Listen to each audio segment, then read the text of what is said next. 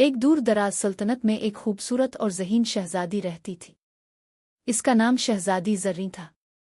وہ اپنی دانائی اور انصاف پسندی کے لیے مشہور تھی۔ ایک دن اس نے اپنی سلطنت کے ذہین ترین افراد کو جمع کیا اور ان کے سامنے 3 سوال رکھے۔ سب سے اہم وقت کون سا ہے؟ سب سے اہم شخص کون ہے؟ سب سے اہم کام کون سا ہے؟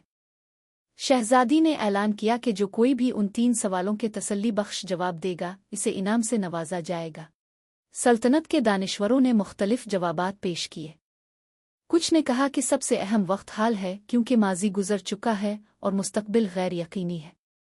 سلطنت کے دانشوروں نے مختلف جوابات پیش کیے۔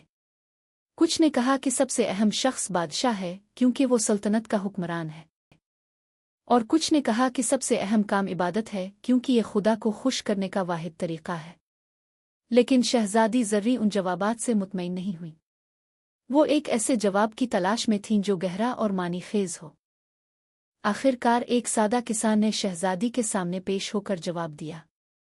اس نے کہا، سب سے اہم وقت وہ ہے جب آپ کسی کی مدد کر رہے ہو۔